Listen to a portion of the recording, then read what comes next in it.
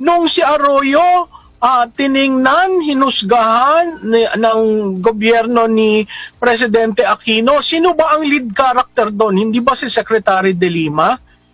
Bakit ba tayo tuwing nagbabago ng administrasyon, sinisisi natin yung datihan in the hope na makaklaim tayo ng justice? Nung umupo si Presidente Duterte, ang sabi niya, walang mangyayari sa aking ganyan. Nahuhusgahan ko si Presidente Aquino. Abay, ang dami nangyari kay Presidente Aquino, pero tumahimik ang bayan. Nung sinabi ni Presidente Duterte, hindi, wag na natin tingnan yung nakaraan. Ayusin natin ang bayan natin. Doon pinalakpakan siya. Siya lamang ang presidenteng hindi tumingin sa nakaraan. Ngayon, nung natapos siya, at sabi mo nga, no, the survey results showed a high trust rating, a high approval rating. Pero anong ginawa nitong administrasyon na ito? Hindi ka pa nakakaisang taon, hinanapan mo na ng ipupukol sa Duterte.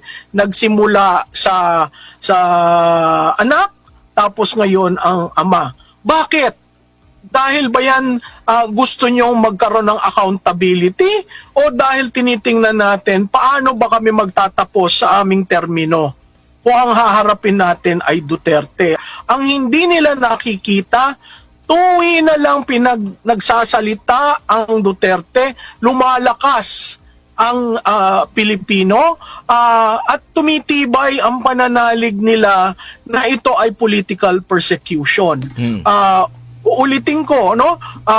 Yung sinabi ni Senator Trillanes na ire-ready ang impeachment, hindi ba yan talagang hagaran na ginagamit ang Kongreso to search? Parang witch hunt eh. Naghahanap ka ng rason para i-impeach. Paano mo mai-impeach ang isang vice presidente using data of 2016? Paano mo mai-impeach ang isang vice presidente kung ang COA ay hindi pa tapos doon sa kanilang pag-audit? No? Paano mo mai-impeach ang isang vice presidente na gusto nyong ilabas kung saan ginamit ang Confidential and Intelligence Fund?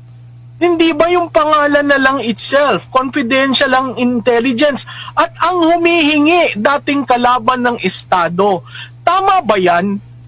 Hindi ba yan borders in national security issues? At gusto ninyo, itong administrasyon na ito, na isaiwalat lahat yan dahil gusto nyong lumpuhin o ibagsak ang Duterte. Muli, maling-mali yan kasi ang dami-dami pang issues na kailangan nating pagtulungan, hindi ho itong pagbabagsak sa mga Duterte.